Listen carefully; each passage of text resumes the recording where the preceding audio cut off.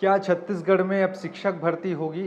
क्या सरकार ने जो वादा किया था, बीजेपी ने जो वादा किया था चुनाव में, घोषणा पत्र में कि अगर वो सरकार बनाते तो 57,000 शिक्षक भर्ती करेंगे और उसके बाद जब लोकसभा का चुनाव आया तब उस समय शिक्षा मंत्री बृजमोहन अग्रवाल ने विधानसभा में कह दिया कि 33,000 शिक्षक भर्ती हम करने वाले हैं, लेकिन अभी तक कोई खोज खबर नहीं है। 33,000 पदों पर हम स्कूल शिक्षा विभाग में भर्ती करेंगे, इस तरफ हम कोशिश करेंगे।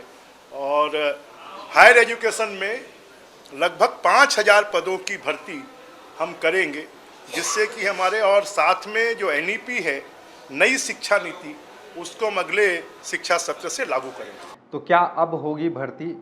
ये बात मैं इसलिए कह रहा हूँ क्योंकि SI परीक्षा का रिजल्ट अब जारी हो चुका है। चूँकि ये रिजल्ट भी आना बहुत ज़रूरी था और लगातार वो लोग प्रदर्शन पे प्रदर्शन कर रहे थे। गृह मंत्री विजय शर्मा के आवास का घेराव से लेके भीख मांगना, मुंडन कार्यक्रम करवाना, यहाँ तक झाड़ू पोछा कर करके वो लोग अपना विरोध जाहिर कर रहे थे क्योंकि 2018 से वो मामला लंबित था और रिजल्ट उनका रुका हुआ था और फाइनली अब दिवाली से पहले उनका रिजल्ट आया है। तो क्या अब विरोध करने का जो स्वभाव है वो परिणाम लाएगा? चूँकि तूता में बड़े दिनों से धरना दे रहे थे शिक्षक भर्ती को लेकर। शिक्षक अभ्यर्थी, DED BED के अभ्यर्थी लगातार प्रदर्शन कर रहे हैं, लेकिन सरकार उनकी मांग नहीं सुन रही है। यहाँ तक कोई भी सरकारी नुमाइंदा उनसे मुलाकात करने के लिए नहीं आ रहा, उनकी बात सुनने के लिए नहीं आ रहा और लगातार अनशन कर रहे थे, मुंडन कार्यक्रम करवा रहे थे वो लोग भी। तो और अब क्या ये रिज़ल्ट आएगा?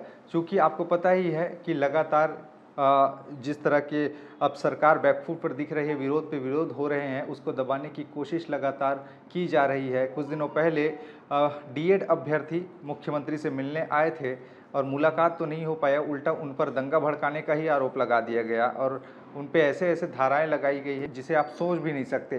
तो ऐसे में क्या अब सरकार दबाव में आकर जो शिक्षक भर्ती है वो शुरू करेगी और क्या DED अभ्यर्थी, BED अभ्यर्थी अब आने वाले समय में शिक्षा की जो उम्मीद वो लोग कर रहे हैं टीचर बनने का वो सब साकार होगा? क्योंकि उनके नेता ही, भारतीय जनता पार्टी के कई ऐसे नेता हैं जो भीतर खाने ही सरकार को कोस रहे हैं। कुछ दिनों पहले विजय बघेल, दुर्ग से सांसद हैं भारतीय जनता पार्टी के, उनका वीडियो वायरल हो रहा था जम के कि माननीय बृजमोहन अग्रवाल जी ने जो है इसी विधानसभा में जो है भर्ती की घोषणा की थी 33,000, लेकिन आज 7,000 हो गया सर।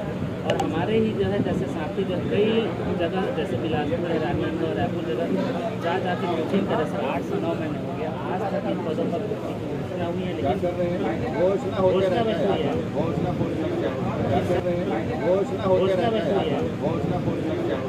है। वो कहते दिख रहे कि घोषणा से कुछ नहीं होता। तो क्या ये मान के चला जाए कि सरकारी जो वादे हैं, जो नेता वादे करते हैं, वो केवल और केवल एक चुनावी ढकोसला होता है? क्या चुनावी खेल के लिए जनता के भावनाओं के साथ खिलवाड़ किया जाता है? क्या चुनाव जीतने के बाद लोगों को उसी तरह धुतकारा जाता है जैसे कि नेता पहले पैर पे गिरते हैं, बाद में जनता उनके पैर पर गिरती है? इस ढंग की स्थिति हो चली है। फिर हमें लगा कि ये आप लोगों से पूछा जाना चाहिए कि आखिर इस पूरे मामले को लेकर क्या कहते हैं, क्योंकि अभी मेंटेनेंस का काम चल रहा है। ऐसे करके तूता से उनको भगा दिया गया है जो अभ्यर्थी वहाँ पे रुके हुए थे, लेकिन अब मेंटेनेंस का कार्य अगर होता है तो उसके बाद हो सकता है कि बहुत संभावनाएं अपनी मांग को लेकर फिर रायपुर पहुँच जाए। इस पूरे मामले पर आपकी राय क्या है? क्योंकि हम लगातार उनको कवर कर रहे हैं और दिखा रहे हैं कि आखिरकार स्थिति क्या है। एक नहीं, हज़ारों नहीं, बल्कि लाखों की संख्या में ऐसे कई लोग हैं जो लोग अलग अलग ज़िलों से आ रहे हैं और प्रदर्शन पे प्रदर्शन कर रहे हैं सिर्फ़ और सिर्फ रोज़गार के लिए, क्योंकि बढ़ती उम्र के साथ जिम्मेदारियां बढ़ रही है और घर का जो जिम्मेदारी है उनके कंधे पर है। कई लोगों की शादियां रुकी हुई है, कई लोगों के ऐसे भी देखे हैं हमने जिनकी तलाक होने की स्थिति है, शादी होने के बाद चूँकि रोज़गार नहीं है, घर बार चलाना बड़ा मुश्किल है। तो ऐसे में सरकार की नींद क्या टूटेगी? क्या सरकार इनकी बातों को मानेगी? क्योंकि अब SI वालों की बल्ले बल्ले हो गई है, क्या इनका भी दिन आएगा? ये देखना बड़ा महत्वपूर्ण है। इस पूरे मामले पर आपकी राय क्या है? हमें नीचे कमेंट में ज़रूर बताएं और भी खबरें हैं जिनके लिए बने रहिए छत्तीसगढ़ के साथ। नमस्कार।